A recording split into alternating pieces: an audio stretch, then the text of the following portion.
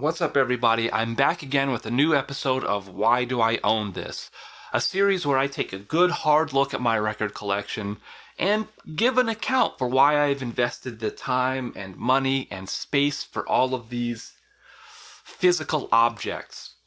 And to that end, I put a link in the description section below where you can check out my Discogs account, and that has an up-to-date index of all the vinyl records that I own. And you can drop into the comments section below and let me know which of my vinyl record collection you want me to answer for. That being said, my name's Adam McDormand, and this is Medium Quality.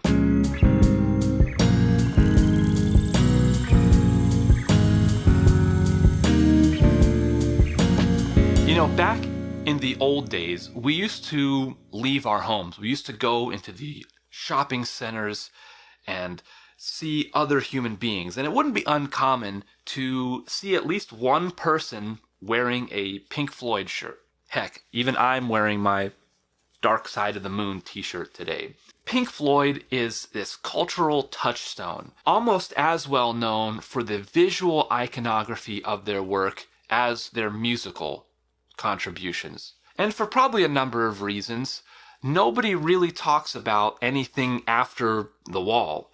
And I guess that makes me one of the chosen few people who actually really enjoy late era Pink Floyd. Yes, it's probably for different reasons than I enjoy The Wall or Wish You Were Here or Dark Side of the Moon, but I like those albums nevertheless. So today, we're going to take a look at A Momentary Lapse of Reason by Pink Floyd. Now, this is a very interesting album. It's an album that has, let's say, a bit of a troubled history. This album was released in 1987, and some people describe it as a bit of a David Gilmour solo album. While I think that's a bit of an oversimplification here, it is very interesting to see what kind of songs David Gilmour, as the leader of the band, manages to put together, building this new version of Pink Floyd out of the wreckage left behind after Roger Waters' departure. And I happen to think that this album is underrated. It is a delightful album. The songs on here are really great. It is musically dense and interesting and produced in a way that's really distinct from anything that Pink Floyd had done before this, which may explain why fans at the time didn't really care for this album. It did not review very well. Roger Waters publicly slammed this album. Maybe some of those criticisms are fair, but I think there's a lot going on in this album that's really interesting. I love this album. In fact, I love this album so much that I went out of my way to buy a copy of it way back in 2015 when vinyl records as a medium were coming back into preeminence. I had imported a copy of this album from Bulgaria.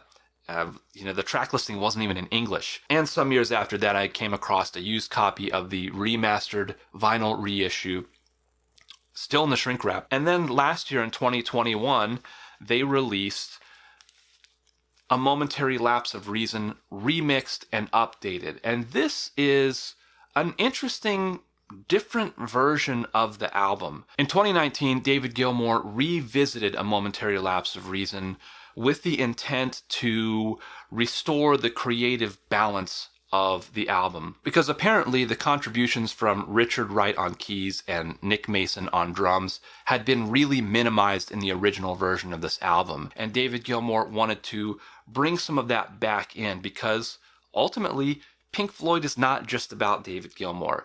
It's not just about Roger Waters. It's about the group as a whole. And what we end up with here is a slightly different version of the album. The mix itself is a little more laid back. It's a little less aggressive. But for the most part, what's awesome about these songs is still present here. It's not a drastically different album, but it is slightly different. It's worth noting that the remixed and updated version of this album is pressed at 45 RPM. So this is a double LP, and that does mean that you're going to flip the record a few more times than you would if you were listening to the single LP version of this album.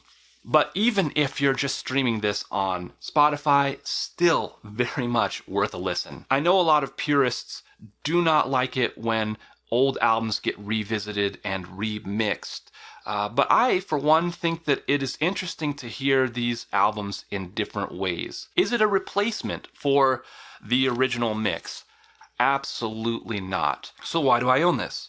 Because I think that this album is very much worth listening to. It is an underrated album in my opinion. Fans of prog rock and 80s music should go back and give this album a listen with a fresh perspective, not thinking, oh, this should sound like The Wall, or this should sound like Dark Side of the Moon.